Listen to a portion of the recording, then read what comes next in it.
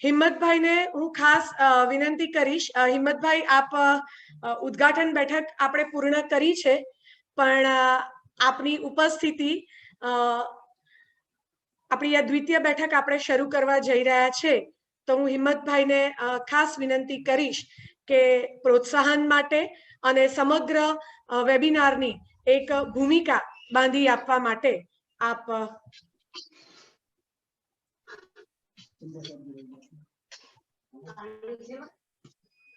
નમસ્કાર.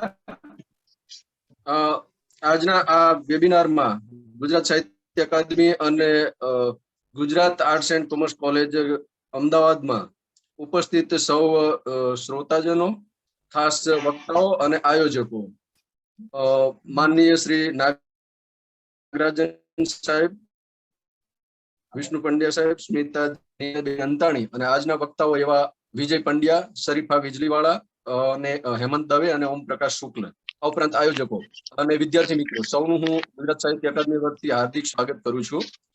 થોડી ટેકનિકલ કારણોસર જોડાઈ શક્યા નહોતો. ગુજરાત સાહિત્ય અકાદમી છે એ આ પ્રકારે અનેક વેબિનાર સેમિનાર કરે છે. ઘણી બધી શૈક્ષણિક સંસ્થાઓ અને સાહિત્યિક સંસ્થાઓ આ પ્રકારે વેબિનારની દરખાસ્તો કરે છે અને ગુજરાત સાહિત્ય અકાદમી એ દરખાસ્તોને આવકાર્ય ગણી અને એમને આર્થિક સહાય પૂરી પાડે છે. ઘણી બધી સ્કીમો ગુજરાત સાહિત્ય અકાદમીની ચાલે છે. સાહિત્યનું સંશોધન થાય, સાહિત્ય છે જન જન સુધી પહોંચે, ઘર ઘર સુધી પહોંચે એવું સાહિત્ય અકાદમીની નેમ રહેલી છે, એનો ઉદ્દેશ રહ્યો. ગુજરાત સાહિત્ય અકાદમી શિષ્ટમાન્ય પુસ્તકોનું પ્રકાશન કરે છે અને આર્થિક સહાય કરે છે. નવોદિત લેખકો હોય તો એને પુસ્તક પ્રકાશિત કરવા માટે થઈને ગુજરાત સાહિત્ય અકાદમી આર્થિક સહાય કરે છે. બાલ સાહિત્ય અને અનુવાદના પુસ્તકો પ્રકાશિત કરવા પણ આર્થિક સહાય આપવામાં આવે છે. દુર્લભ અને અપ્રાપ્ય પુસ્તકો હોય તો એને પ્રકાશિત કરે છે ગુજરાત સાહિત્ય અકાદમી. વૃદ્ધ અને અસહાય, જેને કોઈ સહાય ન કરી શકતું હોય એવા સર્જકોને ગુજરાત સાહિત્ય અકાદમી આર્થિક સહાય કરે છે. આ ઉપરાંત ઘણી બધી વર્કશોપ છે, સેમિનાર છે, કાર્ય શિબિરો એ ગુજરાત સાહિત્ય અકાદમી દ્વારા ચાલે છે. હમણાં જ એક કાવ્ય લેખન શિબિરનું સમાપન થયું, વાર્તા શિબિરનું આયોજન થઈ રહ્યું છે. અન્ય અકાદમીઓમાં પણ હિન્દી, કચ્છી, ઉર્દુ, સંસ્કૃત અને સિંધી સાહિત્ય અકાદમીઓમાં પણ ગુજરાત સાહિત્ય અકાદમીનું સમાંતર ધોરણે કામ ચાલે છે. બધી જ અકાદમીઓમાં સાહિત્ય ગૌરવ પુરસ્કાર આપવામાં આવે છે. આ ઉપરાંત યુવા ગૌરવ પુરસ્કાર આપવામાં આવે છે. શ્રેષ્ઠ પુસ્તકોને પારિતોષિક આપવામાં આવે છે. તો આવી અનેકવિધ પ્રવૃત્તિઓ એ ગુજરાત સાહિત્ય અકાદમી દ્વારા ચાલે છે. આજનો આ વિષય એ અનુલક્ષીને છે કે અનુવાદ જે પ્રક્રિયા છે એને અનુલક્ષીને કે ગુજરાતી સાહિત્યની સાથે સાથે ભારતીય સાહિત્ય અને વિશ્વ સાહિત્યમાં પણ અનુવાદો કઈ રીતે થતા આવ્યા છે અને કઈ રીતે થવા જોઈએ એના વિશે આજે વાત થવાની છે. ખૂબ સારી એવી વાત થવાની છે કે વાલ્મીકી રામાયણની સમીક્ષિત આવૃત્તિનો અનુવાદ, એના વિશે શ્રી વિજય પંડ્યા સાહેબ વાત કરવાના છે કે એમાં કઈ રીતે એ અનુવાદ થયેલો છે અને એમાં કઈ રીતનું જોવા મળે છે અનુવાદ પ્રક્રિયા, તો એના વિશે વાત થવાની છે. પોતાની અનુવાદ પ્રક્રિયા એટલે કે મારી અનુવાદ પ્રક્રિયા, પ્રશ્નો અને પડકારો, એના ઉપર વાત કરવાના છે શરીફાબેન વીજળીવાળા. તો એ પણ પોતે કઈ રીતે અનુવાદ કરે છે અને એમને શું શું તકલીફો પડે છે, કઈ સમસ્યાઓનો સામનો કરવો પડતો હોય છે, એની વાત થવાની છે. સામાજિક વિજ્ઞાનો અને અનુવાદ એ ઉપર હેમંત દવે વાત કરવાના છે. તો એમાં પણ અનુવાદમાં કઈ રીતની તકલીફો પડતી હોય છે, કઈ રીતની સમસ્યાઓ, અને ગુજરાતીમાં ખાસ કરીને કઈ રીતે અનુવાદો થતા હોય છે. ઓમ પ્રકાશ શુક્લ છે કાવ્યાનુવાદની સમસ્યાઓ ઉપર વાત કરવાના છે. આ ઉપરાંત બીજા દિવસે પણ મધુરાય છે, અરુણાબા જાડેજા છે, કે વૈષ્ણવ છે અને નિસર્ગ આહિર ને બંસરી જેટલા એ બધા પણ આ રીતે અનુવાદ પ્રક્રિયા ઉપર વાત કરવાના છે. તો મને લાગે છે કે ખૂબ સારી એવો આ સેમિનારનો એક ઉદ્દેશ છે એ પાર પડશે કે ખાસ કરીને અનુવાદ ક્ષેત્રે આપણે ત્યાં બહુ કામ થતું નથી એવું કહેવાય છે. તો એ પ્રક્રિયાને ધ્યાનમાં રાખીને અહીંયા વાત થવાની છે. ગુજરાત સાહિત્ય અકાદમી છે એ ખાસ એક પ્રકારનો એવો પણ આયામ લઈને આવે છે કે નોબલ પારિતોષિક જે કૃતિઓ છે તો એ કૃતિઓના પણ ગુજરાતીમાં અનુવાદ થાય એ પ્રકારે એક કાર્ય કરી રહી છે. અને બીજું છે આપણે ત્યાં ભારતીય સાહિત્યમાં જે જ્ઞાનપીઠ એવોર્ડ મળેલા છે એવા સર્જકોની જે સારી કૃતિઓ છે એના પણ ગુજરાતીમાં અનુવાદ થાય, તો એ પ્રકારે ગુજરાત સાહિત્ય અકાદમી એક કાર્ય કરવા જઈ રહી છે. એમાં જે નિષ્ણાંત અધ્યાપકો છે અથવા તો નિષ્ણાંત સર્જકો છે પોતાનું સારું એવું કામ છે એ પાર પડે એ પ્રકારે આપણે કામ કરવા જઈ રહ્યા છીએ. તો મને લાગે છે આ સરસ મજાનો આ વેબિનાર છે એનું આયોજન થયું છે અનુવાદ પ્રક્રિયા પર હું સૌ અને ગુજરાત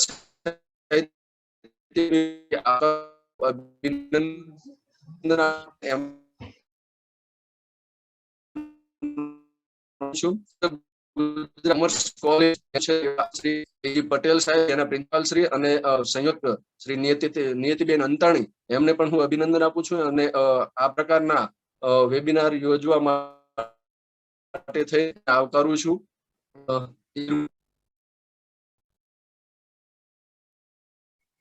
ખૂબ ખૂબ ધન્યવાદ હિંમતભાઈ. મિત્રો, આપણે સૌ જાણીએ છીએ શ્રી હિંમતભાઈ ભાલોડિયા મહામાત્ર શ્રી ગુજરાત સાહિત્ય અકાદમી, ભાષા પ્રેમી, સાહિત્ય પ્રેમી, અધ્યયનશીલ, આ સર્વ માટે આ નામ બિલકુલ અજાણ્યું પણ નથી. આપ શ્રી વર્ષોથી ગુજરાતી વિષયના અધ્યાપક તો છો જ, અત્યારે પ્રિન્સિપાલ પણ છો અને ભાષા નિયામક કચેરી તેમજ ગુજરાત સાહિત્ય અકાદમી બંને સંસ્થામાં ભાષા અને સાહિત્યના ઉત્થાનની જવાબદારી પણ આપ સંભાળો છો. પ્રસંગોચિત ભૂમિકા બાંધી આપવા બદલ આપનો ખૂબ ખૂબ આભાર. હવે આપણી આ દ્વિતીય બેઠક શરૂ કરવા માટે હું પ્રાધ્યાપક શ્રી નરેન્દ્રભાઈ રાવલને સંચાલનનું સુકાન આપું છું. ધન્યવાદ.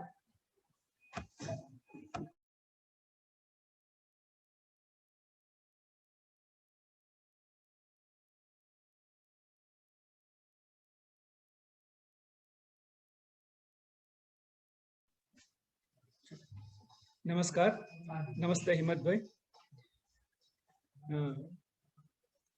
Gujarat arts and commerce college evening અમદાવાદમાં અનુવાદ પ્રક્રિયા અને પ્રાપ્તિ આ આંતરરાષ્ટ્રીય સેમિનારમાં આપ સર્વેનું સ્વાગત છે. ઉદ્ઘાટન બેઠક પછીની પ્રથમ બેઠકના પ્રથમ વક્તા છે માનનીય શ્રી પ્રોફેસર ડોક્ટર વિજયભાઈ પંડ્યા સાહેબ. મિત્રો, વાલ્મીકી રામાયણ લૂંટારા રત્નાકરમાંથી તપસ્યા દ્વારા વાલ્મીકી ઋષિ બન્યા.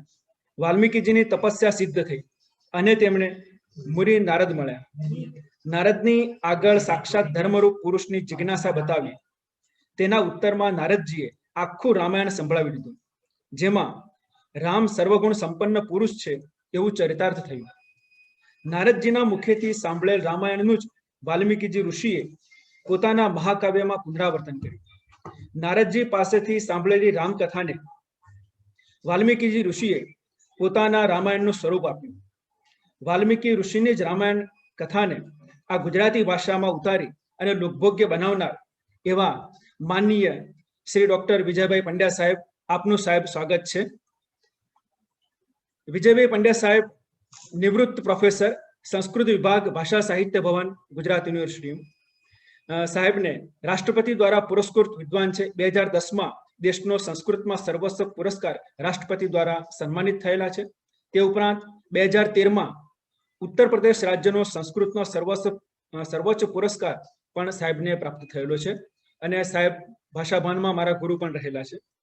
સોમનાથ ટ્રસ્ટ વેરાવળ ગુજરાત દ્વારા 2016માં સાહેબને સુવર્ણચંદ્રક પ્રાપ્ત થયેલો છે. તથા પૂજ્ય ભાઈ શ્રી રમેશભાઈ ઓઝા સાંદીપની આશ્રમ તરફથી સાહેબને બ્રહ્મર્ષિ એવોર્ડ પણ પ્રાપ્ત થયેલો છે. આ ઉપરાંત ગુજરાતી સાહિત્ય પરિષદ, ગુજરાત સાહિત્ય અકાદમી, સંસ્કૃત સાહિત્ય અકાદમી દ્વારા પુરસ્કૃત માન્ય વિદ્વાન છે. બેંકોક, ઇન્દોર, ઉજ્જૈન ઓરિએન્ટલ કોન્ફરન્સમાં વિભાગીય પ્રમુખ તરીકે સાહેબશ્રીએ સ્થાન શોભાવેલ છે. પૂજ્ય મુરારી બાપુની પ્રેરણાથી વાચસ્પતિ પુરસ્કાર સમિતિના સભ્ય પણ રહેલા છે. સાહેબના 65 થી વધુ પુસ્તકો પ્રકાશિત થયેલા છે, જેમાંથી 4 પુસ્તકો અંગ્રેજીમાં પ્રકાશિત થયા છે. 50 વર્ષ સુધી કોલેજ, યુનિવર્સિટી, ઇન્ડોલોજીમાં અધ્યાપન કાર્ય સાહેબે કરેલું છે. સાહેબના 15 વિદ્યાર્થી પીએચડી થયેલા છે અને સાહેબના માર્ગદર્શનમાં 29 વિદ્યાર્થીઓએ એમફિલની ડિગ્રી પ્રાપ્ત કરેલી છે. વાલ્મીકી રામાયણની સમીક્ષિત આવૃત્તિના કુલ 18,600 શ્લોક છે, જેનો અનુવાદ સાહેબે પૂર્ણ કર્યો છે. તો આ વાલ્મીકી રામાયણ સૌ પ્રથમ મૂળ વાલ્મીકીની રામાયણ સંસ્કૃત ભાષામાં એને ગુજરાતીમાં અનુવાદિત કરી અને ગુજરાતના લોકો સમક્ષ લોકભોગ્ય બનાવનાર એવા માન્ય વિજયભાઈ પંડ્યા સાહેબને ફરીથી હું આવકારું છું અને વાલ્મીકી રામાયણની સમીક્ષિત આવૃત્તિનો અનુવાદ, એમના અનુભવો એમને કહેવા માટે આપ સાહેબ શ્રીને આમંત્રણ આપું છું. માનનીય ડોક્ટર વિજયભાઈ પંડ્યા સાહેબ.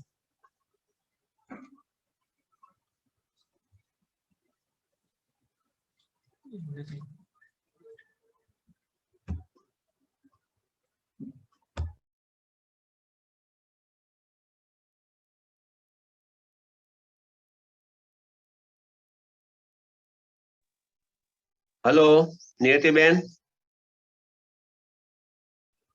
હા સર, સંભળાય છે અવાજ આપનો.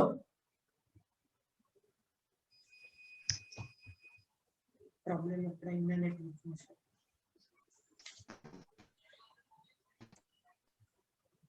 તમને દેખાય છે જિગ્નેશભાઈ કે સ્ટોપ થઈ ગયા છે? તો હજુ અહીંયા અમારામાં પોઝ જ છે. હા, તમારે નેટ બંધ કરી દો. રાજન સાહેબ તથા સર્વનું સંયોજન કરનારા નિયતિબેન, હમણાં જે સરસ સંચાલન કરી રહ્યા હતા તે નરેન્દ્રભાઈ તથા સ્મિતાબેન અને સૌ અધ્યાપક મિત્રો અને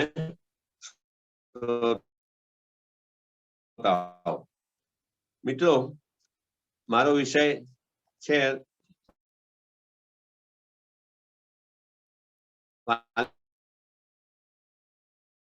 વાલ્મીકી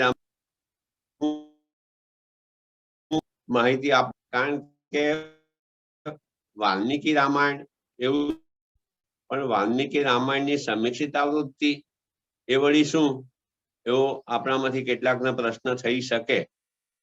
એટલે મિત્રો, વાલ્મીકી રામાયણ જે અત્યારે આપણને ઉપલબ્ધ છે તે ઈસવીસન પૂર્વે 800માં આવી ગયું છે. એટલે અત્યારની જે કથા છે, અત્યારનું જે વાલ્મીકી રામાયણ છે, ઈસવીસન પૂર્વે 800માં અસ્તિત્વમાં આવ્યું છે. એટલે લગભગ 3000 વર્ષ આ વાલ્મીકી રામાયણને થઈ ગયા છે. અને એની પહેલા ક્યારે વાલ્મીકી રામાયણ લખાવાની શરૂઆત થઈ હશે, એની સામગ્રી એકત્ર કરવાનું કામ ક્યારે થયું હશે, રામ જેવા પાત્રની આસપાસ કેવી રીતે કેટલી કથાઓ વિતરાઈ હશે, એકત્ર થઈ હશે, એના પણ કેટલાય વર્ષો સૈકાઓ થયા હશે. એટલે આપણને ચોક્કસ ખ્યાલ નથી. પણ ઈસવીસન પૂર્વે ઈસવીસન 3000 વર્ષ તો થઈ જ ગયા આજે વાલ્મીકી રામાયણ. તો આ હજારો વર્ષ દરમિયાન ઘણું બધું ઉમેરાતું ગયું હશે. વાલ્મીકીએ લખેલા વાલ્મીકી રામાયણ ની જેવી ને તેવી મૂળ સ્વરૂપમાં તો આકૃતિ, પુસ્તક, ગ્રંથ સચવાયો નહીં હોય.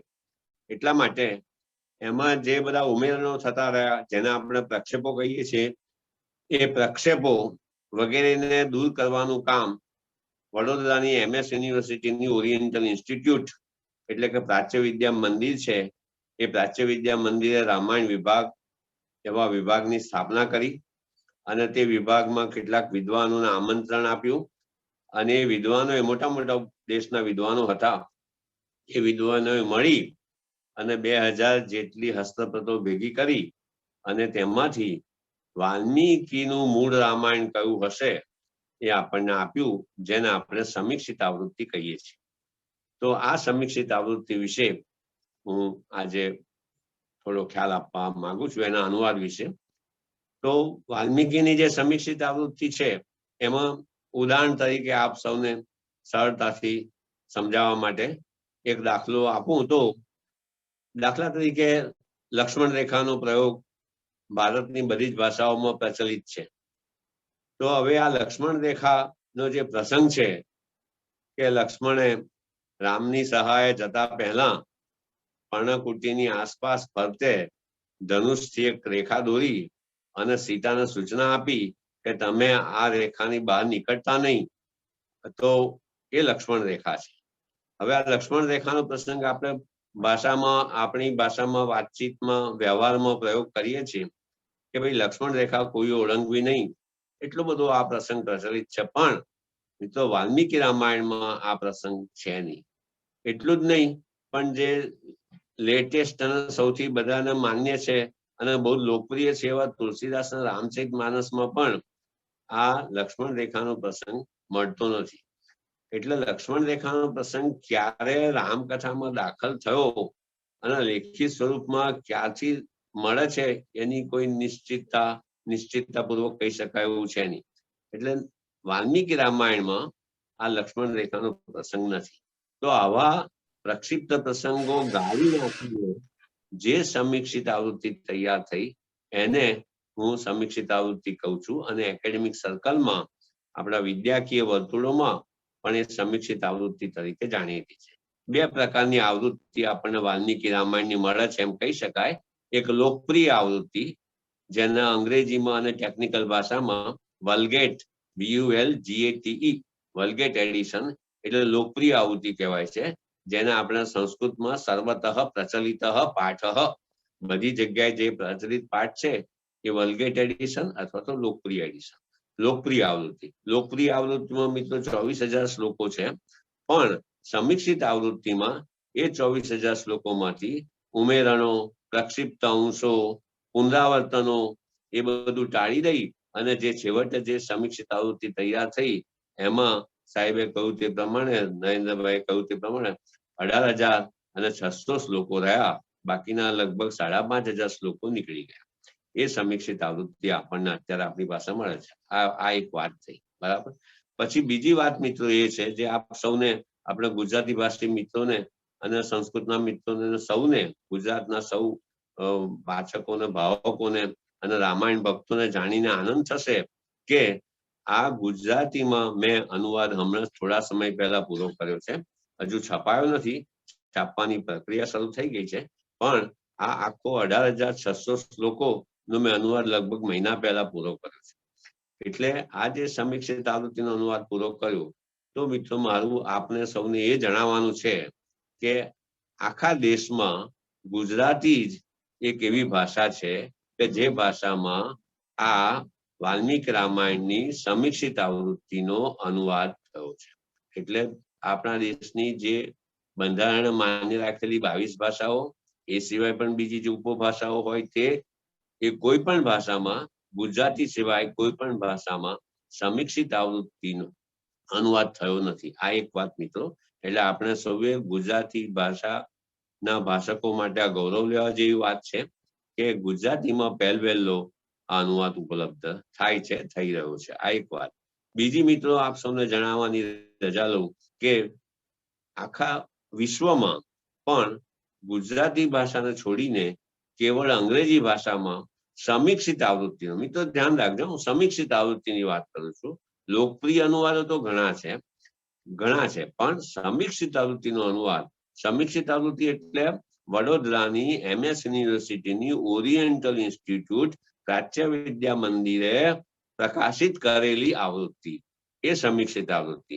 એ સમીક્ષિત આવૃત્તિનો ગુજરાતીમાં અનુવાદ મેં હમણાં જે કર્યો, થોડા સમય પહેલા પૂરો કર્યો તે, અને સાથે આખા વિશ્વમાં ગુજરાતી સિવાય કેવળ અંગ્રેજીમાં આ સમીક્ષિત આવૃત્તિનો અનુવાદ થયો છે. અંગ્રેજીમાં જો કે 1 થી વધારે અનુવાદો આપણને મળે છે, પણ સંપૂર્ણ અનુવાદ, એકદમ શબ્દશઃ અનુવાદ જો મળતો હોય તો 2017માં એ બહાર પડ્યો. અને અમેરિકામાં ગોલ્ડમેન કરીને સંસ્કૃતના વિદ્વાન છે, અને એમની સાથે બીજા 5 સાથીદારો હતા.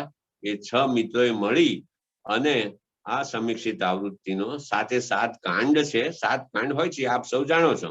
7 કાંડનો એમણે વિસ્તૃત પ્રસ્તાવના અને સાથે ટિપ્પણી સાથે 7 ભાગમાં આ અનુવાદ પ્રકાશિત કર્યો. એમણે 2017માં પ્રકાશિત કર્યો. અને મારું જે કામ અત્યારે ચાલી રહ્યું છે મિત્રો, અને શી વોઝ ગ્રેસિયસ ઇનફ, અંતાણી નિયતિબેને મને કહ્યું, મેં કહ્યું કે આ કામ ચાલે છે, તો એમણે મને કહ્યું તમે સર આના પર જ બોલો, એટલે હું અહીંયા આપની સમક્ષ હાજર થઉં છું. એટલે મિત્રો આ સમીક્ષિત આવૃત્તિ અને લોકપ્રિય આવૃત્તિ એ બે વચ્ચેનો ભેદ કરવા જેવો છે.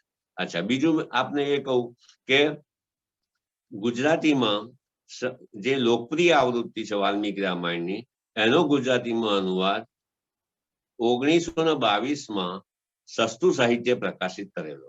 ત્યાર પછી કોઈ વાલ્મીકી રામાયણને પણ અડક્યું નથી. એટલે બીજા અનુવાદો થયા છે, પણ એવા અનુવાદો છે કે જેમાં પુષ્કળ અશુદ્ધિ હોય. વાલ્મીકીમાં મી રસોઈ કરી હોય અને કી પણ રસોઈ કરી હોય અથવા દીર્ઘઈ કરી હોય, એવા પ્રકારના અનુવાદો બધા જે ભક્તો માટે અને બધા માટે સેવા અનુવાદો મળે. પણ એક સારો અનુવાદ, સહી અનુવાદ જે વાંચીને આપણે વાલ્મીકી રામાયણની કથાનો ખ્યાલ મેળવી શકીએ એવો સસ્તું સાહિત્ય 1922માં સૌ પ્રથમ અનુવાદ કરેલો. એ પ્રચલિત રામાયણનો, પ્રચલિત લોકપ્રિય વાલ્મીકી રામાયણની આવૃત્તિનો. એટલે મિત્રો 1922 પછી કોઈ અધિકૃત રીતે વાલ્મીકી રામાયણને અડક્યું નથી. અને પછીથી જ્યારે વાત થાય છે ત્યારે હું આ સમીક્ષિત આવૃત્તિનો મેં અનુવાદ કર્યો છે. અંગ્રેજીમાં તો બધા અનુવાદો છે, એનું તો વિસ્તૃત વિશ્લેષણ થઈ શકે. અચ્છા, એટલે આ એક વાત હતી કે સમીક્ષિત આવૃત્તિ જે વાલ્મીકી રામાયણની છે, અને સમીક્ષિત આવૃત્તિમાં જે અનુવાદ એ શું છે, તો અનુવાદ વિશે જો થોડી વાત કરું તો અનુવાદ એ આ દાખલા તરીકે વાલ્મીકી રામાયણ છે, સાહિત્ય કૃતિ છે. આપણો આદિ કવિ વાલ્મીકી કહેવાય છે. વાલ્મીકી રામાયણ એ આદિ કાવ્ય કહેવાય છે. એટલે પરંપરાએ તો બેઝિકલી મૂળભૂત રીતે એને કાવ્ય ગણ્યું છે, એને એક સાહિત્ય કૃતિ ગણી છે, એક મહતી કાવ્ય કૃતિ છે એમ આપણે માની શકીએ. એની સાથે સાથે વાલ્મીકી રામાયણની એટલી બધી મહત્તા છે કે એને ધર્મગ્રંથ તરીકે પણ આપણે ગણીએ છીએ, સંસ્કૃતિ ગ્રંથ તરીકે પણ આપણે ગણીએ છીએ, એક કુટુંબ કથા તરીકે પણ આપણે ગણીએ છીએ. એવી બધી અનેક એની વિશેષ મહત્તા છે, અનેક પરિમાણી આ ગ્રંથ છે. એટલે એની જેટલી મહત્તા આંકી એટલી ઓછી છે. પણ મૂળભૂત રીતે એ આદિ કાવ્ય છે, કવિતા છે, સાહિત્ય છે, કાવ્ય કૃતિ છે. એ આપણી પરંપરાએ સ્વીકારેલું છે. એટલે કાવ્ય કૃતિનો આ અનુવાદ ગુજરાતીમાં કરવાનો છે. અચ્છા, ગુજરાતીમાં મેં કર્યો. હવે મિત્રો અનુવાદ જે શબ્દ છે એના વિશે મેં જે કામ કર્યું આમ સમીક્ષિત આવૃત્તિના અનુવાદનું, એમાં જે અનુવાદ જે શબ્દ છે એના વિશે હું પોતે સંસ્કૃત પરંપરા પ્રમાણે ચાલ્યો છું. અનુવાદ વિશેનું ઘણું બધું વિશ્લેષણ, ઘણી બધી ચર્ચા થઈ છે, ઘણી બધી મીમાંસા થઈ છે. કોઈ અનુવાદને ટ્રેઇટર કયો છે, એટલે કે દગાખોર કયો છે.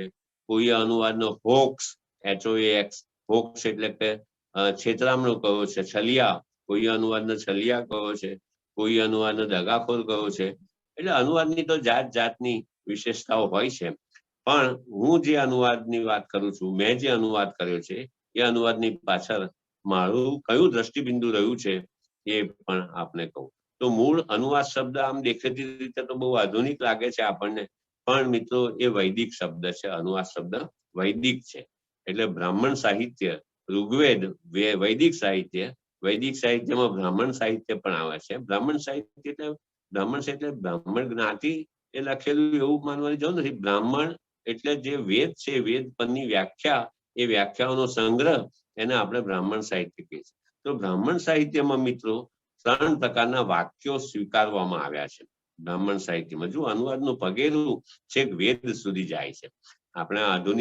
આપણે બધી અનુવાદની ઘણી ચર્ચા કરતા એ છે આધુનિકો, સાહિત્યકારો, ગુજરાતી સાહિત્યકારો બધા, પણ ખરેખર મૂળ અનુવાદનું મૂળ તો ત્યાં વેદમાં છે. તો એમાં 3 પ્રકારના વાક્યો બ્રાહ્મણ સાહિત્યમાં, શતપથ બ્રાહ્મણ, જૈમિનીય બ્રાહ્મણ, ઐત્રેય બ્રાહ્મણ વગેરે બધા બ્રાહ્મણો છે. એ બ્રાહ્મણ સાહિત્યના જે ગ્રંથો છે એમાં આ 3 પ્રકારના વાક્યો હોય છે. વિધિ વાક્યો હોય છે, અર્થવાદ વાક્યો હોય છે, અને વેદાંત વાક્યો હોય છે. તો આ બધા જુદા જુદા પ્રકારના જે વિગતોમાં આપણે જવાની જરૂર નથી, પણ એમાંથી જે આપણને ઉપયોગી છે અર્થવાદ વાક્યો છે. અર્થવાદ વાક્યો છે એ વળી પાછા બીજા એના આગળ 3 પ્રકાર છે. અર્થવાદ વાક્યોના 3 પ્રકાર છે. એમાં એક છે ગુણવાદ. ગુણવાદ પ્રકાર છે એટલે ગુણ નું નિરૂપણ કરે. આ તો યજ્ઞના સંદર્ભમાં આ બધી વિચારણાનો વિકાસ થયો છે. એટલે મિત્રો તમે શું કે ગુણવાદ, એનું ઉદાહરણ શું આપે એ લોકો, તો કે યજ્ઞની થાંભલી, યજ્ઞ થઈ રહ્યો છે, યજ્ઞ માટેની એક નાની થાંભલી રોપી છે, તો યજ્ઞની થાંભલી સૂર્ય છે. યજ્ઞની થાંભલી સૂર્ય છે એ ગુણવાદ પ્રકારનું વાક્ય છે. પછી દાખલા તરીકે બીજું એક વાક્ય છે, બીજો જે પ્રકાર છે ભૂતાર્થવાદ. ભૂતાર્થવાદ છે. ભૂતાર્થવાદ છે એટલે શું, તો કે જે બની ગયેલું છે, જે ઐતિહાસિક ઘટના છે, એનું જો નિરૂપણ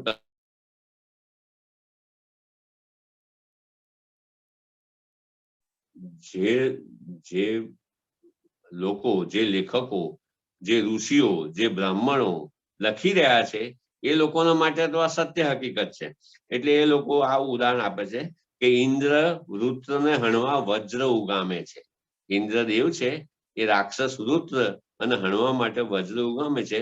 તો તો કોઈક જૂના અતિશય પ્રાચીન કાળમાં પ્રાગ ઐતિહાસિક કાળ પણ હોઈ શકે. તો પ્રાગ ઐતિહાસિક કાળમાં ઇન્દ્રએ વજ્રને મારવા માટે ઇન્દ્રએ વૃત્રને મારવા માટે વજ્ર ઉગામ્યું છે. તો આ એને આપણે ભૂતાર્થવાદ નામનું વાક્ય કહીએ છીએ. અને ત્રીજો પ્રકાર જેની સાથે આપણને સંબંધ છે તે અનુવાદ વાક્ય છે. અનુવાદ વાક્ય શું છે? તો કે એનું ઉદાહરણ શું છે? તો એ લોકો એનું ઉદાહરણ એ આપે છે કે અગ્નિ શીતથી રક્ષણ આપે છે. તો અનુવાદ વાક્ય છે. અગ્નિ શીતથી, ઠંડીથી રક્ષણ આપે છે. એટલે અહીંયા શું છે કે જે વાસ્તવિકતા છે એ વાસ્તવિકતાનો અનુવાદ અહીંયા થયો છે. વાસ્તવિકતાનું બયાન કરવામાં આવ્યું છે. એટલે વાસ્તવિકતા સાથે સુસંવાદી એવું વાક્ય જ્યારે આપવામાં આવે ત્યારે એ અનુવાદ વાક્ય બને છે.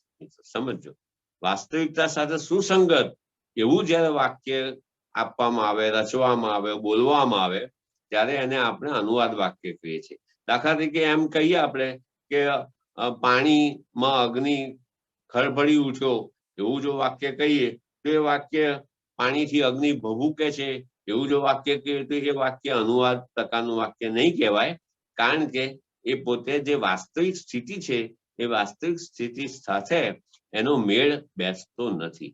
એટલે વાસ્તવિક સ્થિતિ સાથે જે સુસંગત હોય છે એ અનુવાદ વાક્ય છે.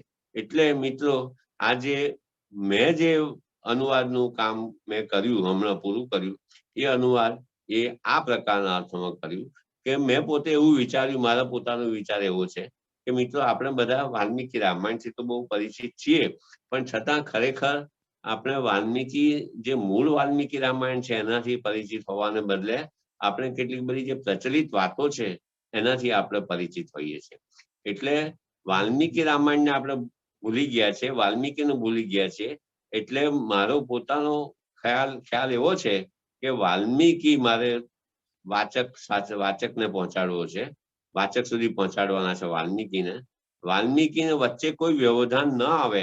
હું પોતે અનુવાદ કરનાર હોઉં તો પણ મારું પણ વ્યવધાન ન આવે, મારું કોઈ રીતે પ્રોજેક્શન ન થાય એવી કાળજી રાખીને હું પ્રોજેક્શન કરી શકું કે મેં બીજો સવાલ છે, પણ મારું પણ એક વ્યક્તિ તરીકેનું કોઈ રીતે પ્રોજેક્શન ન થઈ જાય અને વાલ્મીકીને જ તમે પામી શકો. ભાષા એટલી જુદી હોય, સંસ્કૃત ભાષાની મર્યાદાને લીધે આપણે મૂળમાં વાંચી ન શકીએ તો કઈ નહીં, પણ વાલ્મીકીએ પોતે રામકથાનું કેવું નિરૂપણ કર્યું છે, રામકથાનું એના ચરિત્રો કેવા છે, એની કવિતા કેવી છે, એનું સાહિત્યિક તત્વ કેવું છે, એની ગુણવત્તા શી છે, એ બધાનો ખ્યાલ મેળવવા માટે સંસ્કૃત ભાષા વ્યવધાન બનતી હોય તો એનો મેં ગુજરાતીમાં મારી જાતનું ક્યાંય પ્રક્ષેપ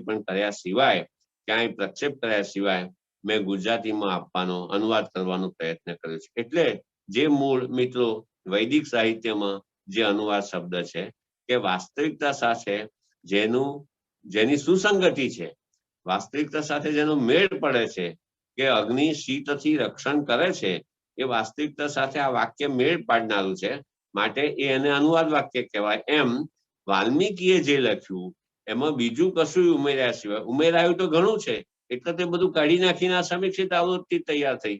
એટલે ઉમેરાયું તો ઘણું છે, બધું ઉમેરણ બાજુએ રાખી અને શુદ્ધ વાલ્મીકી, જેને જર્મન મૂળ શું છે, આ બધી સિસ્ટમ, આ ડિસિપ્લિન છે જર્મની દેશની છે, જર્મન ભાષાની છે. એટલે જર્મનમાં એને ઉર રામાયણ, એટલે મૂળ વાલ્મીકીએ કયું લખ્યું હશે રામાયણ એમ. આજે ખરેખર તો ચોક્કસપણે આપણે કહી શકીએ એમ નથી, પણ બને એટલા વાલ્મીકી રામાયણની નજીક જઈ અને આપણે જે શોધી કાઢ્યું ત્યાં સમીક્ષિત આવૃત્તિ છે. એટલે એ વાલ્મીકી અને વાલ્મીકીના રામાયણ, એ સમીક્ષિત આવૃત્તિમાં બીજું કશું વચ્ચે લાવ્યા સિવાય આ અનુવાદ મેં કરવાનો પ્રયત્ન કર્યો છે મિત્રો. એટલે આ એક વાત છે કે એમાં સમશ્લોકી અનુવાદ મેં નથી કર્યો, ગદ્યમાં અનુવાદ કર્યો છે, ગદ્યમાં અનુવાદ કર્યો છે. એટલે બને ત્યાં સુધી ફક્ત ભાષાનો જ ફેર હોય. વાલ્મીકીમાં ક્યાંક દાખલા તરીકે 18,000 શ્લોકો છે, 18,600 શ્લોકો છે મિત્રો. તો 18,600 શ્લોકોમાં ક્યાંક વાલ્મીકી પણ, એ જે પણ કોઈ હોય, વાલ્મીકી તો એક નામ છે. વાલ્મીકી એ સંપાદક હોઈ શકે. વાલ્મીકી જેને આપણે રિડેક્ટર કહીએ છીએ, રિડેક્ટર એટલે કે સંપાદક, જો વાલ્મીકી જેને આપણે રિડેક્ટર કહીએ છીએ એ પણ હોઈ શકે. વાલ્મીકી પાસે રામકથા, રામ નામના પાત્રની આસપાસ ગૂંથાયેલી, ઉત્પન્ન થયેલી, સર્જાયેલી કથાઓ હશે. એ કથાઓ એમણે એકત્ર કરી હશે અને એમણે પોતે વાલ્મીકી નામની વ્યક્તિએ, એ તો એક નામ છે, વાલ્મીકી નામની વ્યક્તિએ પોતે પોતાની ક્રિએટિવિટીને, પોતાની સર્જનાત્મકતાને કામે લગાડી અને આપણને આ વાલ્મીકી રામાયણ આપ્યું. એટલે મિત્રો વાલ્મીકીની જે રામકથા છે, વાલ્મીકી રામાયણ છે, એ વાલ્મીકી રામાયણની આ સમીક્ષિત આવૃત્તિનો અનુવાદ આપની સમક્ષ, એટલે ગુજરાતી ભાષામાં, ગુજરાતી ભાષા મારી માતૃભાષા છે એટલે મારી માતૃભાષાને ચરણે મેં ધર્યો છે આ અનુવાદ. અને એનું પ્રકાશનનું કાર્ય ચાલી રહ્યું છે, કારણ કે 7 કાંડ છે, 7 કાંડનો અનુવાદ પૂરો થઈ ગયો છે. ઘણા વર્ષોથી કામ ચાલતું હતું, 2004 થી લગભગ 2004 ની પહેલાથી કામ ચાલતું હતું.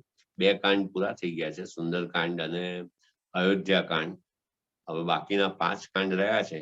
એ 5 કાંડની પ્રસ્તાવનાનું કામ ચાલે છે. અનુવાદ તો પૂરો થઈ ગયો છે અને છાપવામાં, મુદ્રણ ક્રિયા કરવામાં જે સમય લાગે ખરો, એટલે હું માનું છું કે આ વર્ષ અને આવતા વર્ષના મધ્ય ભાગ સુધીમાં આ પૂરું થઈ જશે એવી મને આશા છે. એટલે આ એક વાત છે. તો સમીક્ષિત આવૃત્તિનું મિત્રો આપણે જેટલું મહત્વ આંકીએ એટલું ઓછું છે. અને એ રીતે મેં આ ગુજરાતીમાં, આખા દેશમાં કેવળ ગુજરાતીમાં અનુવાદ રજૂ થયો છે, આખા વિશ્વમાં પણ ગુજરાતી ને અંગ્રેજી સિવાય કોઈ ભાષામાં અનુવાદ થયો નથી.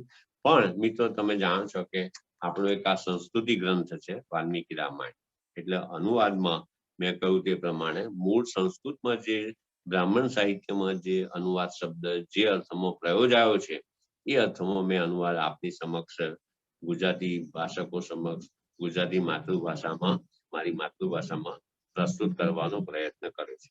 એમાં કેટલીક મુશ્કેલીઓ પણ છે. દાખલા તરીકે સમીક્ષિત આવૃત્તિ છે, તો સમીક્ષિત આવૃત્તિમાં કેટલીક વસ્તુ દાખલા તરીકે ધ્યાન રાખવી પડે.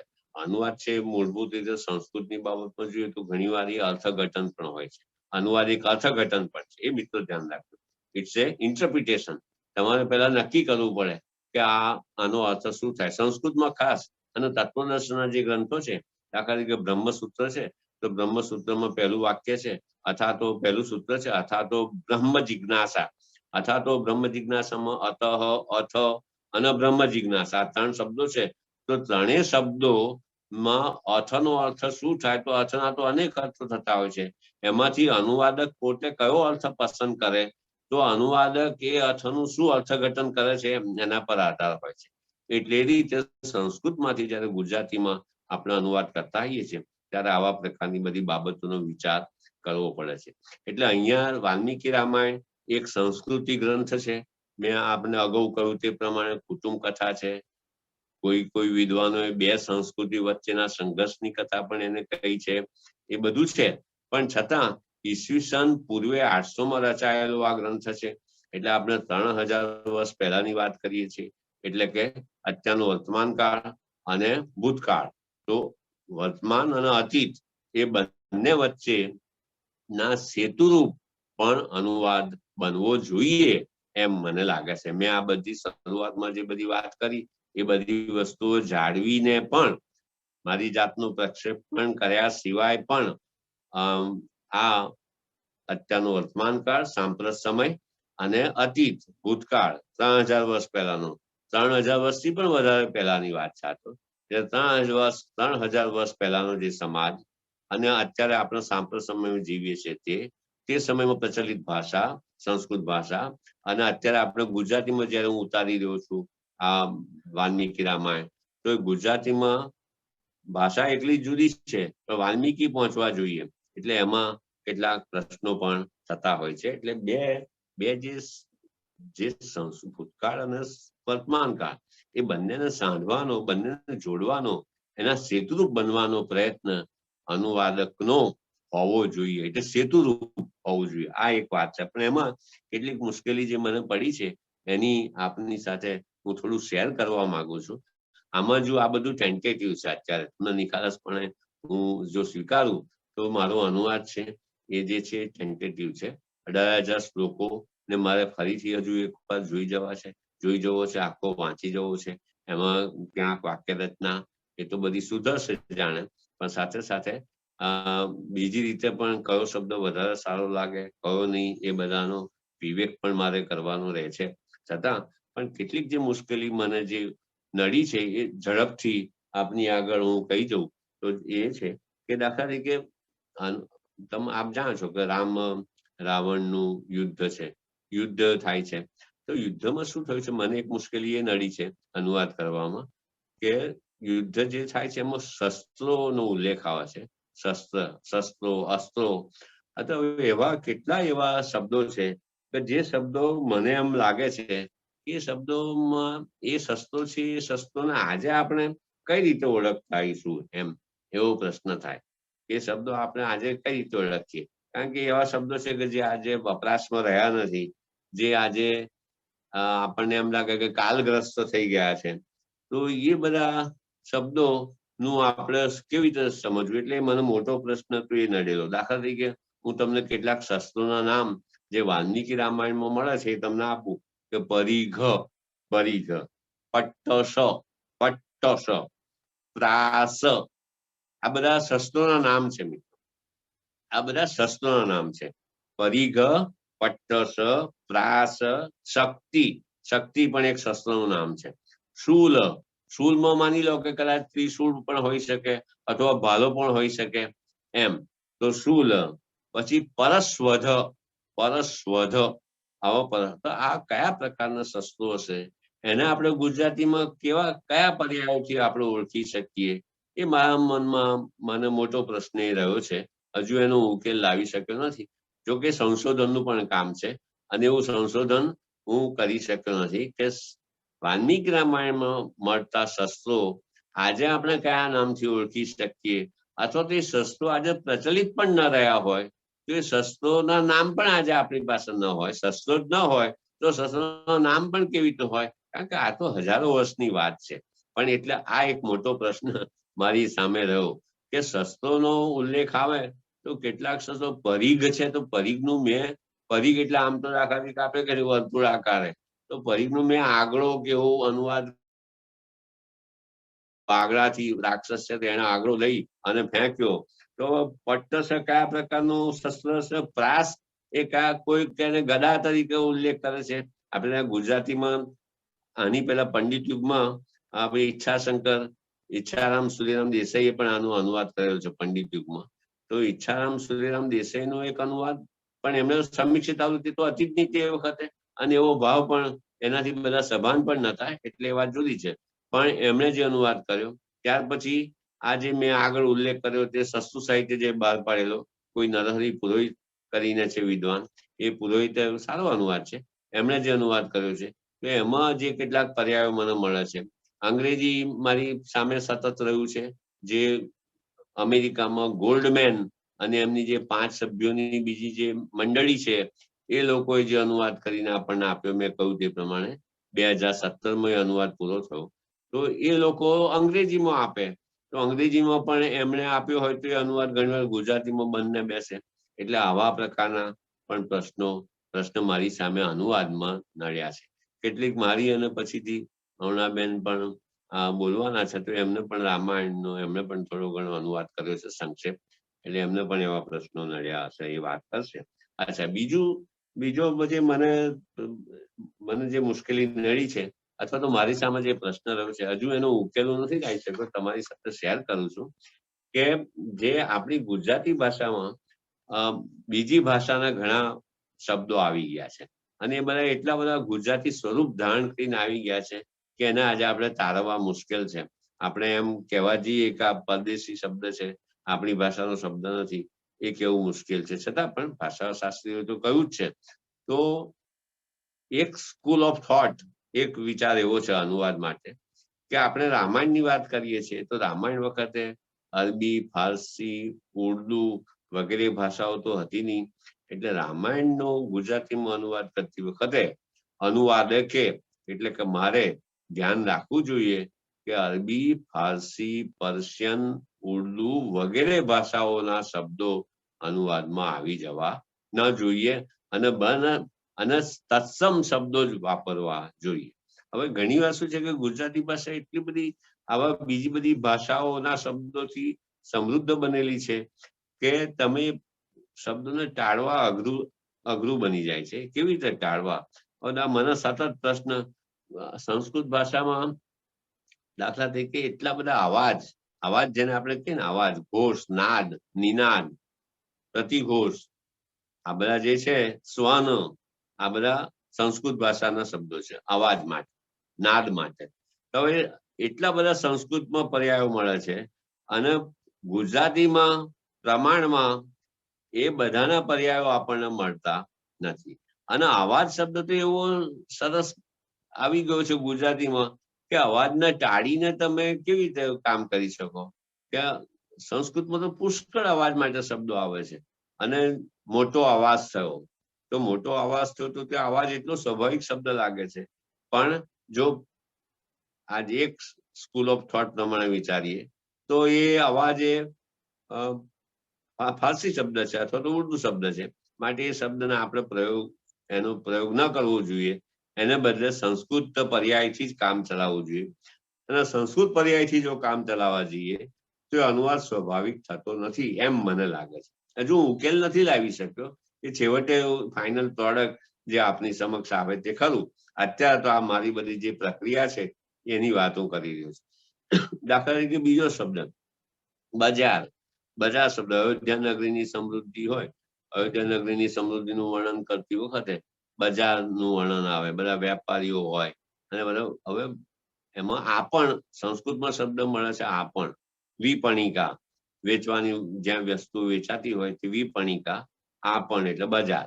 તો મિત્રો આપણ વિપણિકા ને લગતા ગુજરાતીમાં બજાર શબ્દ એટલો બધો યોગ્ય લાગે છે કે તમે જો પેલું નક્કી કરીને બેઠા હો કે આ ગુજરાતી ભાષા સિવાયના અગુજરાતી શબ્દો ને આપણે લેવા નથી, તો બજાર શબ્દને ટાળવો બહુ જ અઘરો છે. અને જો ટાળવા જઈએ, જો દાખલાથી હું માની લો કે આપણ શબ્દો વાપરું, અથવા તો માની લો કે વિપણિકા શબ્દો વાપરું, અથવા માની લો કે હાટડી શબ્દો વાપરું, એમ તો દાખલા હાટડી શબ્દ વાપરીએ તો હાટડી શબ્દ નાના સરખા બજાર માટે બરાબર છે. પણ અયોધ્યા નગરી તો બહુ વૈભવશાળી નગરી છે, મોટી નગરી છે, અને એમાં મોટા મોટા બજાર ભરાતા હતા. અને ત્યાં તમે હાટડી શબ્દ વાપરો તો કઈ બરાબર લાગે નહીં. એટલે આવા કેટલાક પ્રશ્નો મને અનુવાદમાં નડ્યા છે. એટલે એક વાત આ છે. એટલે આ જે મને મુશ્કેલી થઈ છે અને આપની સાથે હું શેર કરું છું. એમાં હજુ ફાઇનલ મેં નથી કર્યું કે કયા પ્રકારની સ્કૂલ ઓફ થોટ, તત્સમ શબ્દો જ વાપરવા, બીજી ભાષાના શબ્દોનો એનો ત્યાગ કરવો, શબ્દનો પरहेજ ગણવા અને એનો ઉપયોગ નહીં કરવો, એવું કરવું કે શું કરવું એ હજુ નક્કી નથી કરી શક્યો. પછી એમ થાય કે અનુવાદ સ્વાભાવિક લાગવો જોઈએ કે આજે ગુજરાતી ભાષા જે છે, ગુજરાતી ભાષી વાચક જે વાંચે છે એને વાલ્મીકીનો રામાયણનો અનુવાદ સ્વાભાવિક લાગવો જોઈએ.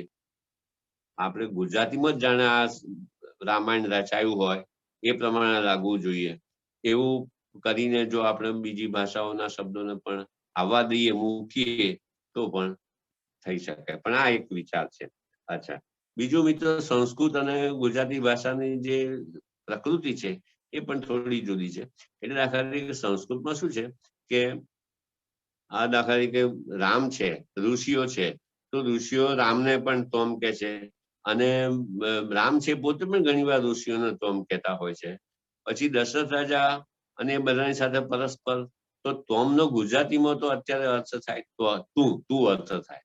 તો હવે તું અને એવા શબ્દો આપણે રામ, સીતા વગેરે માટે પ્રયોજવા કે કેમ, એ પણ પ્રશ્ન થાય છે. એટલે એમાં તો જો કે મને બહુ એવું મેં વિચાર્યું છે કે ગુજરાતીમાં જો આપણે અત્યારે રામ માટે તું બોલીએ ન બોલીએ, સ્વાભાવિક લાગે ન લાગે. જો સ્વાભાવિક ન લાગે તો આપણે નહીં લખો. દશરથ રાજા રામને તું કહી શકે, દશરથ રાજા રામને તું કેવું હોય તું કહી શકે, પણ કદાચ ત્યાં પણ મોટી ઉંમરનો પુત્ર થયો હોય અને પિતા પુત્રને સંબોધન કરતા હોય તો તમે એવું સંબોધન કરી પણ શકે. એટલે તમે જોશો કે આ પણ બીજો એક પ્રશ્ન છે. સંસ્કૃતમાં તો ત્વમ અને પછી જે તમે જે આપણે ગુજરાતીમાં કહે છે તમે, એના માટે સંસ્કૃતમાં તમે માટે એવો શબ્દ નથી. એના માટે સીધું ભવાન એટલે આપ અને ત્વમ અને ભવાન એવા શબ્દો છે. એટલે પછી તમારે આપ પર જવું પડે. તો આપ પર જવું કે કેમ, એટલે આ પણ એક બીજી મુશ્કેલી છે. એટલે આ રીતે આ કેટલીક પર્યાયો મેં તમને કહ્યું, સંસ્કૃત ભાષા તો પર્યાયોથી પુષ્કળ સમૃદ્ધ ભાષા છે, અનેક પર્યાયો છે. એટલે એટલા બધા પર્યાયો કદાચ ગુજરાતી ભાષામાં ન પણ મળે, અને એમાં કદાચ મારી પોતાની પણ મર્યાદા હોઈ શકે. હું પોતે બહુ સભાન છું મિત્રો, પણ એટલે તમે જોશો કે આ બધી અનુવાદની કેટલીક મુશ્કેલીઓ છે. પણ મિત્રો જે આજે કાવ્ય છે, અદ્ભુત કાવ્ય છે, અને આવું કાવ્ય જગત સાહિત્યમાં કોઈક વિદ્વાને કહ્યું પણ છે, આનાથી વધારે સુંદર કોઈ બીજું કાવ્ય નથી. આવું સમૃદ્ધ એ કાવ્ય છે, અને એ કાવ્યનો આપણે ગુજરાતીમાં આપણે બધા એ કાવ્યથી, એની સંપત્તિથી, એની સમૃદ્ધિથી આપણે ખરેખર દૂર જતા રહ્યા છે, આપણને ખ્યાલ નથી. જે હું તમને આખો જે સળંગ 5-6 જે શ્લોકો છે, એ 5-6 શ્લોકોનો હું સળંગ અનુવાદ તમારી આગળ વાંચું કે તમને કદાચ ખ્યાલ આવે કે કેવું લાગે છે, અને તમે મને પછી સંપર્ક પણ કરી શકો, તમારે કઈ સૂચવવું હોય. કારણ કે હજુ આ બધું એ અવસ્થામાં છે, પ્રક્રિયાની અવસ્થામાં છે, એટલે મને તમારા સૂચનો પણ ગમશે. પણ દાખલા તરીકે આ જે અનુવાદ છે, એક નાનકડો ફકરો મૂળ વાલ્મીકી રામાયણ માંથી લઈ, એનું સંસ્કૃત વાંચતો નથી, પણ એનું ગુજરાતી મેં જે કર્યું છે એ ગુજરાતી વાંચું છું. અને એ પ્રસંગ આવો છે, એનો સંદર્ભ આવો છે કે ભાઈ યુદ્ધ થવાની તૈયારી છે, થોડા સમય, થોડા દિવસો પછી યુદ્ધ થવાનું છે, અને છાવણીઓ સમુદ્ર કિનારે રામે છાવણી નાખી દીધી છે, અને રામ સંધ્યાકાળનો સમય છે, અને એકાએક મિત્રો રામને સીતાની યાદ આવે છે. અને જે 5-6-7-8 શ્લોકો છે, એ 7-8 શ્લોકો જે રીતે રામને યાદ આવે છે, અદ્ભુત છે. એમાં વાલ્મીકીનું જે સર્જન કાર્ય છે એ તો અદ્ભુત છે.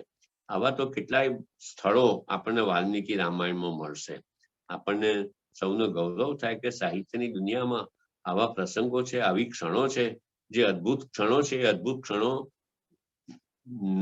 નો આહ્લાદ, એ અદ્ભુત ક્ષણોની જે કવિતા છે, એ કવિતાથી આપણે ખરેખર તો વંચિત રહી ગયા છીએ, એમ મારે કહેવું જોઈએ. કારણ કે હું પોતે વર્ષોથી રામાયણની વાત લઈને બેઠો છું, તો જ્યારે મેં અનુવાદ કર્યો ત્યારે કેટલા એવા સ્થળો મળ્યા, કરે મને એમ થાય કે આ સ્થળ વિશે તો કશું જાણતો જ નહોતો, અત્યાર સુધી કઈ ખબર જ ન હતી. એવા પણ સ્થળો આ વાલ્મીકી રામાયણમાં છે. એટલે પ્રસ્તાવનામાં મારાથી બને એટલી એ બધી વાત તો કરવાનો જ છું, પણ અહીંયા એક નાનકડો ફકરો હું આપની સમક્ષ વાંચીશ.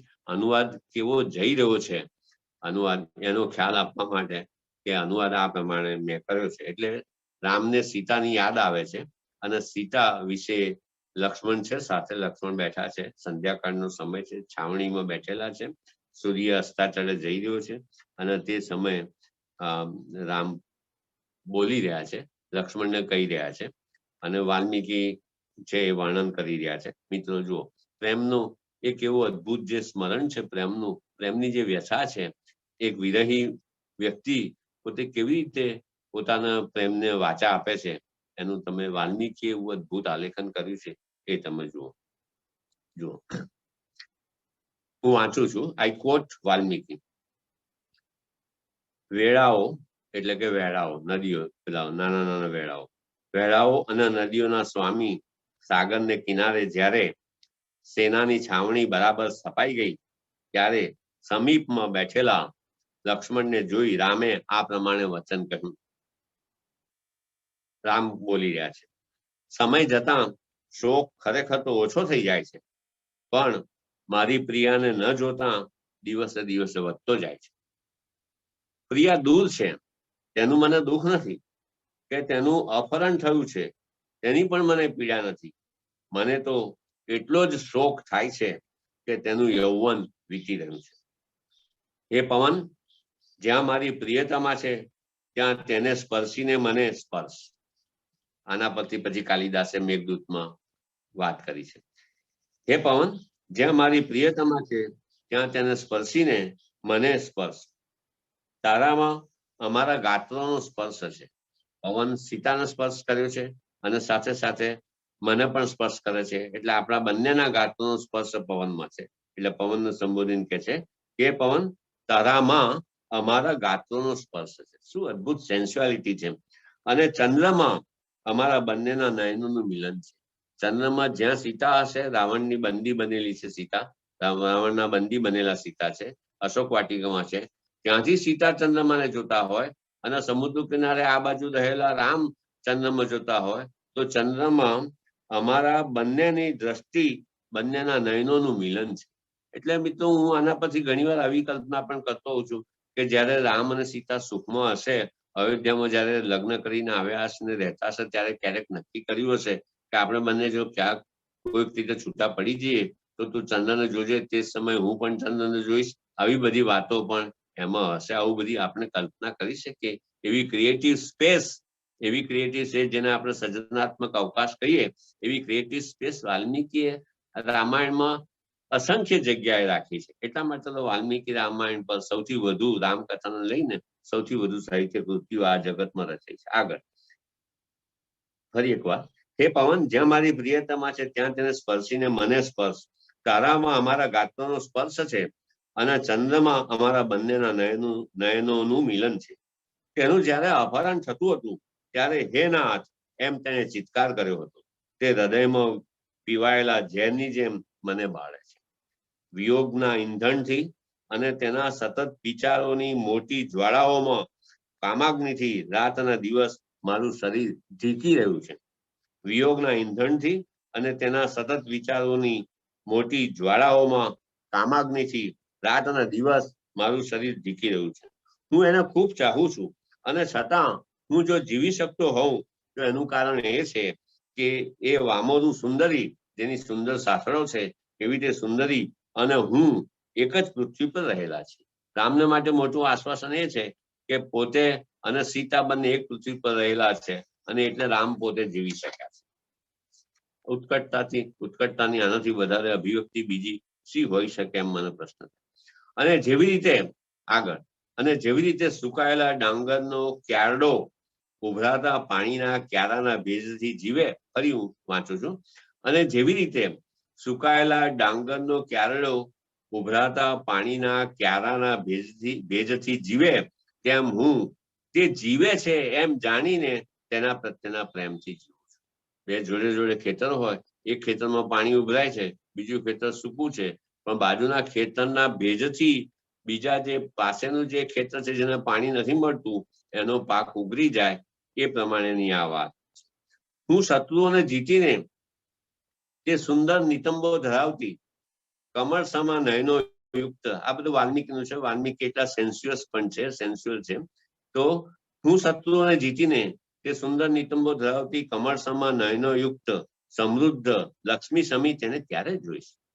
સુંદર બિંબોષ્ઠ યુક્ત કમળ સમા ચહેરાને થોડો ઊંચો કરી, સુંદર બિંબોષ્ઠ યુક્ત કમળ સમા ચહેરાને થોડો ઊંચો કરી રોગીના રસાયણની જેમ હું ક્યારે પીશ. તેના તાડના ફળ જેવા બે કઠિન પીન સ્તન તે હસ્તી હોવાથી સહેજ કંપતા મને ક્યારે વળગશે. શું અદ્ભુત ચિત્ર વાલ્મીકીએ ચિત્ર્યું છે. ફરી એકવાર, તેના તાડના ફળ જેવા બે કઠિન પીન સ્તન તે હસ્તી હોવાથી સહેજ કંપતા, જૂની કોઈ વાત યાદ કરે છે રામ, સહેજ કંપતા મને ક્યારે વળગશે. હું તો એનો નાથ છું, છતાં જાણે તે નાથ વગરની ખૂણાઓમાં શ્યામ નેત્રોયુક્ત રાક્ષસોની વચમાં રહેલીને રક્ષણ કરનાર પ્રાપ્ત થતું નથી. હું નાથ છું, છતાં તે અનાથ છે. શરદ ઋતુમાં નીલ વાદળોને હટાવીને બહાર આવતી શશિલેખાની જેમ તે રાક્ષસોને ટાળી હટાવીને ક્યારે બહાર આવશે. ફરી એકવાર, શરદ ઋતુમાં નીલ વાદળોને હટાવીને બહાર આવતી શશિલેખાની જેમ તે રાક્ષસોને ટાળી હટાવીને ક્યારે બહાર આવશે. કુદરતી રીતે જ તે તન્વી છે, પાતળી છે, છતાં શોક અને ઉપવાસથી દેશકાળના વિપર્યયને કારણે ઘણી સુકાઈ ગયેલી હશે. માનસિક શોક ત્યજી રાક્ષસ રાજની છાતીમાં બાણો મારી સીતાને હું ક્યારે છોડાવીશ. દેવસુતા સમી પવિત્ર ઉત્કંઠિત સીતા ક્યારે મને કંઠે વળગી આનંદના આંસુ સારશે. મેલા વસ્ત્રની જેમ હું મૈથિલીના વિયોગે ઉત્પન્ન કરેલા ઘોર શોકને ક્યારે ત્યજી શકીશ. આ પ્રમાણે બુદ્ધિમાન રામ જ્યારે વિલાપ કરતા હતા ત્યારે દિન આત્મ્ય હોવાથી ઝાંખા તેજ વાળો સૂર્ય અસ્ત પામ્યો. લક્ષ્મણે આશ્વાસન આપતા કમળપત્ર સમા નયન ધરાવતી સીતાને સ્મરતા શોકથી વ્યથિત થયેલા રામે સંધ્યા પૂજા કરી. આ પ્રમાણે મિત્રો નાનકડા ફકરાનો મેં આખો અનુવાદ તો બધો પૂરો થઈ ગયો છે, પણ એમાંથી એક ફકરો, એક નાનો ખંડ મેં આપની સમક્ષ રજૂ કર્યો. આ એક વાત છે. બીજી મિત્રો સમીક્ષિત આવૃત્તિ વિશેની વાત એ છે કે સમીક્ષિત આવૃત્તિ છે એનો અત્યારે જે રામાયણ, વાલ્મીકી રામાયણનો સંસ્કૃતમાં અને બીજી ભાષાઓમાં, ગુજરાતી ભાષાના મિત્રો હોય તો જે લોકો અભ્યાસ કરી રહ્યા હોય અથવા અભ્યાસ કરવાનો પ્રસંગ પડે તો એમણે સમીક્ષિત આવૃત્તિનો જ ઉપયોગ કરવો જોઈએ એવું મારું માનવું છે. એટલે દાખલા તરીકે જુઓ, મને ખબર નથી, ઉમાશંકર થોડા વાલ્મીકી રામાયણમાંથી અનુવાદો કર્યા છે, થોડા શ્લોકોનો અનુવાદ કર્યા છે.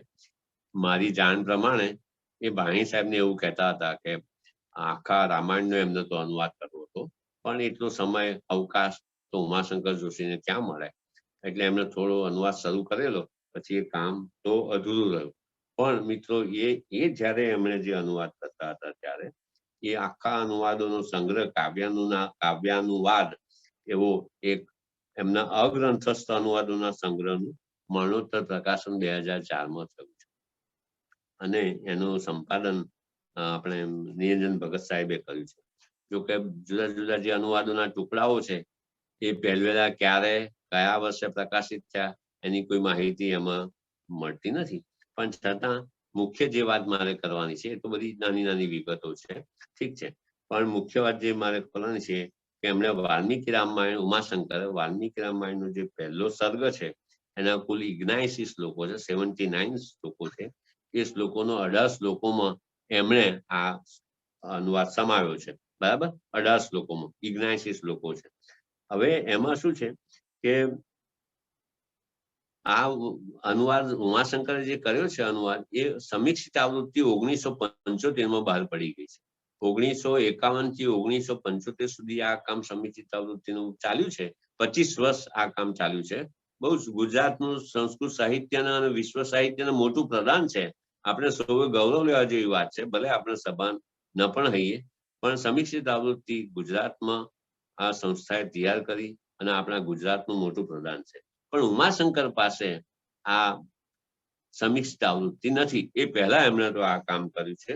જો કે સાલ કઈ આપી નથી એટલે મને ખબર નથી. મારે ખરેખર તો સમીક્ષિત આવૃત્તિના જે ટુકડાઓ છે સંસ્કૃતિમાં જોઈએ અને જો એમાં છપાયા હોય તો એ બધું કઈ ખબર નથી અત્યારે. પણ એમાં મુખ્ય મુશ્કેલી જે શરૂઆતમાં છે, ઉમાશંકરે જે અનુવાદ કર્યો એમાં જે છે સંસ્કૃતમાં મૂળ જે સંસ્કૃત છે એમાં શું છે કે વાલ્મીકી પાસે નારદ આવે છે અને વાલ્મીકી નારદને પૂછે છે કે અત્યારે આ સમયમાં જે ધર્મજ્ઞ હોય, કૃતજ્ઞ હોય, સત્યવ્રતધારી હોય, શુરવીર હોય એવો કોઈ નર, એમ હાલ નર શબ્દ પર છે, મનુષ્ય પર છે, એવા કોઈ મનુષ્ય વિશે તમે જાણો છો? એવો કોઈ મનુષ્ય અત્યારે આ સમયમાં છે ખરો? એવું વાલ્મીકી નારદને પૂછે છે. અને નારદ એના જવાબમાં કહે છે કે ભાઈ વાલ્મીકી, તમે તો ઘણા બધા ગુણો ગણાવ્યા, આ બધા ગુણોથી યુક્ત. પછી ફરી પાછા નારદ જે જવાબમાં વાલ્મીકીએ મનુષ્ય વિશે પૂછ્યું છે અને નારદ એના ઉત્તરમાં એ કહે છે કે આવા બધા ગુણો યુક્ત એક મનુષ્ય છે, નરહ. બંનેમાં નરહ શબ્દ આવે છે. પ્રશ્નમાં પણ નરહ શબ્દ આવે છે, ઉત્તરમાં પણ નરહ શબ્દ આવે છે. તો આવા નર વિશે તું સાંભળ, એમ કરીને આખી રામકથા કહે છે. પણ મૂળ એનો કહેવાનો ભાવ એ છે આ પ્રસ્તાવનાનો કે નર વિશેની આ વાત છે, મનુષ્ય વિશેની વાત છે. પણ મિત્રો ઉમાશંકરે જે અનુવાદ કર્યો છે એ અનુવાદમાં નર શબ્દ છૂટી ગયો છે. એટલે સમય થયો છે, બસ પૂરું કરી દઉં. તો નર શબ્દ છૂટી ગયો છે એટલે કોઈ પણ રીતે જઈ શકે. એટલે મિત્રો આ થોડી મેં અમારા પ્રશ્નો અને થોડી વાત આપની આગળ રજૂ કરી અને આપે મને નિયતિબેન અને ગુજરાત કોલેજના બધા આયોજકોએ મને તક આપી, અવસર આપ્યો, એ માટે આપ સૌનો આભારી છું. મને શાંતિથી સાંભળ્યો. ફરીથી એકવાર આપ સૌનો હૃદયથી આભાર. નમસ્તે.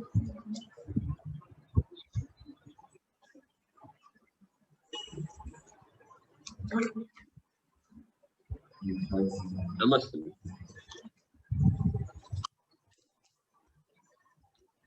ઓકે,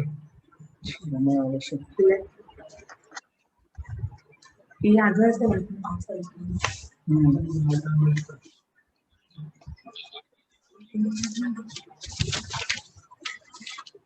આભાર સાહેબ. પંડ્યા સાહેબ. જી સાહેબ. રામાયણની સમીક્ષિત આવૃત્તિ વિશે આપણે સાહેબ સરસ વાત કરી. ઈસવીસન પૂર્વે 800 રચાયેલો આ ગ્રંથ આજે આપણને 3000 વર્ષ પછી પ્રાપ્ત થયો છે અને એમાં ઘણા બધા ઉતારા થયા છે, ઘણા બધા ફેરફારો થયા છે. આપણે એમ પણ કહ્યું કે વાલ્મીકી એક સંપાદક તરીકેનું પણ એમણે કાર્ય કર્યું હોય, એમના પહેલાની પણ આ કથાઓ હોય અને પછી વડોદરાની ઓરિએન્ટલ પ્રાચ્ય વિભાગે આની સમીક્ષિત આવૃત્તિ તૈયાર કરી અને એમાં ઘણા બધા પ્રસંગો ઉમેર્યા છે. તમે આપણે કહ્યું કે લક્ષ્મણ રેખાનો પ્રસંગ એમાં જોવા જ મળ્યો, એમાં છે જ નહીં.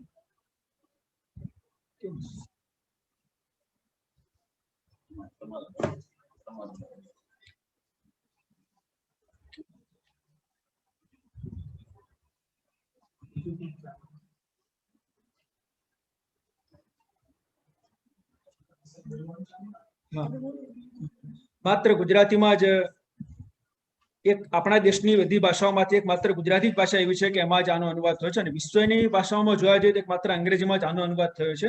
ગોલ્ડમેન એના 5 સભ્ય અમેરિકામાં જે અનુવાદ કર્યો તે લોકપ્રિય જ્યારે આવૃત્તિ થઈ, આ લોકપ્રિય જે આવૃત્તિ છે એમાં 24,000 શ્લોક છે અને સમીક્ષિત આવૃત્તિમાં છતાં 18,600 શ્લોક રહ્યા છે જેનો આપણે અનુવાદ કર્યો છે.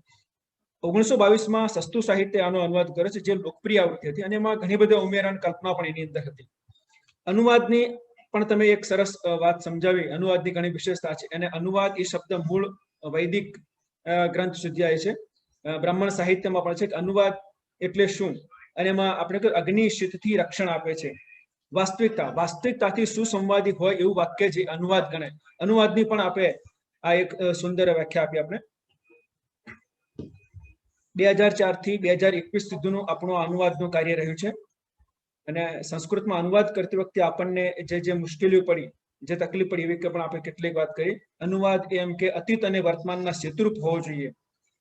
ગુજરાતીમાં અનુવાદ કરતી વખતે એમાં અરબી, ફારસી કે અન્ય ભાષાના શબ્દો પણ આપણી માતૃભાષામાં છે તો એ શબ્દો અનુવાદમાં લેવા કે કેમ, આપને પણ આ પ્રશ્ન થયો છે અને આપે પ્રશ્ન, આપની મૂંઝવણ પણ અમારી સાથે આપણે શેર કરી છે, રજૂ કરી છે. બજાર શબ્દ છે, આવા ઘણા બધા શબ્દો આપણે કહ્યા તો એની જગ્યાએ હાટડી શબ્દ વાપરો અથવા તો મૂળ ગુજરાતીને વફાદાર રહેવું કે એમાં પ્રવેશેલા શબ્દોને પણ કે તત્સમ શબ્દો વાપરવા. સંબોધનમાં પણ આવો શબ્દ એક વાત કરી તમે મુશ્કેલી કે ત્વમ છે તો એનો આપણે તું અનુવાદ કરીએ છીએ તો દશરથના પુત્ર માટે કરે કે પુત્ર રામ માટે પણ ત્વમ શબ્દ વાપરે છે. ત્વમ અને ભવાન 2 શબ્દો છે સંસ્કૃતમાં અને ભવાન એટલે આપણે પણ કહ્યું કે સંસ્કૃત ભાષા ખૂબ સમૃદ્ધ છે, એમાં ઘણા બધા પર્યાયવાચી આવા શબ્દો આપણને, કેટલાય શબ્દો આપણને એમાંથી મળી રહે છે. અનુવાદમાં વાલ્મીકી એમ કે સર્જનાત્મક જગ્યા રાખી છે, ક્રિએટિવ સ્પેસ ખૂબ રાખ્યો છે. એક આજના શ્રોતાઓને પણ પ્રેરણા આપે એવી આપણે વાત કરી અને આ અનુવાદમાં આ સમીક્ષિત આવૃત્તિનો જ ઉપયોગ કર્યો છે. આપણા ઘણા બધા અનુભવો શેર કર્યા અને ખૂબ જ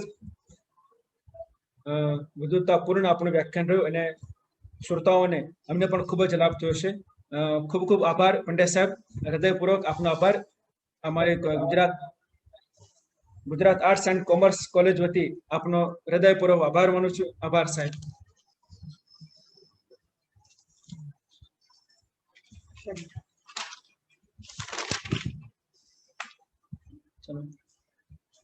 આજની પ્રથમ બેઠકના બીજા વક્તા છે doctor Sharifaben Vijaliwala. Sharifaben Vijaliwala B.Pharm MA PhD, MA માં સુવર્ણચંદ્રક પ્રાપ્ત કરેલો. ડોક્ટર શરીફ પંચાલના માર્ગદર્શન નીચે એમણે ટૂંકી વાર્તામાં કથન રીતનો અભ્યાસ ઉપર 1994માં એમણે PhD ડિગ્રી મેળવી. 1991 થી 2013 સુધી